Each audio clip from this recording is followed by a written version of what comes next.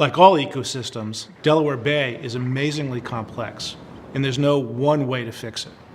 Between climate change, sea level rise, and the growing risk of major storms, there's a lot to consider.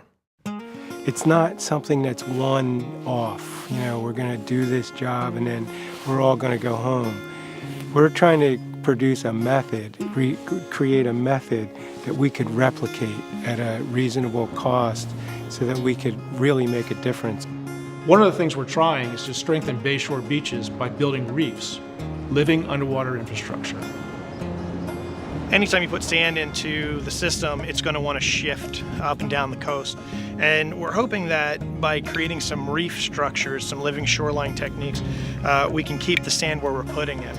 I mean, putting sand on the beach is fine. We can probably do that again if there's another hurricane. But if we have these reefs, a system of reefs that are just offshore that break up that energy, then that means possibly less sand. We're going to lose less sand at the next storm event. These reefs are a beautiful way to take the waste products of whelk fishing, which can be so harmful to horseshoe crabs if not done in a sustainable way, and use them to rebuild the beaches that horseshoe crabs depend on. We end up with a bag like this with about 30, 40 shells in there, somewhere like that. And these we then use to create a larger block of bags within the reef. By depositing strategically placed bags of seashells, we can attract oysters, which strengthen these piles, offering additional protection against storm surges. These oysters also act as natural water filters, making the bay cleaner and healthier. As the number of oysters decline, the water quality declined with it. So if we can get more oysters into the bay, that's excellent. We've also been using the building of these reefs as a way to engage another of the bay's most valuable resources, its military veterans, who often return to the area looking for new ways to contribute to their community's well-being. Military, you're trained, you can do anything. So they'll hand you the keys to a multi-million-dollar machine and say, you go do it and you do it right. And that's how it was here. And I think we had about 140 volunteers all in all.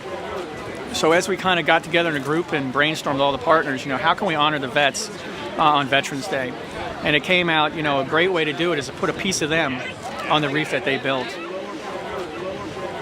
And it's not necessarily that the ink on it will remain, but the memories that we have today are really going to bind and bond that community that we have built here together. And this is just one example of how the families that live here are more excited than anyone to see these new programs. Real work to repair the coastline that's at the center of their lives. And so I think it's very important what they've done with this project, helping the vets, helping the youth, and educating people about the environment and how important it really is to take care of it. Nobody ever cared about this beach whatsoever. Storms come, they didn't take care of it, we had a fight with the people, and now these people here come down, they put that reef out there, the beach is built up, the horseshoe crabs are back, and the bird people come from all over the world down here to look at them birds. I just think it's neat. The work that we're doing on the Bayshore is making the beaches and the marshes more stable, the wildlife more secure, and the people more connected to the place they call home. We'll see how next time on New Jersey's Hidden Coast.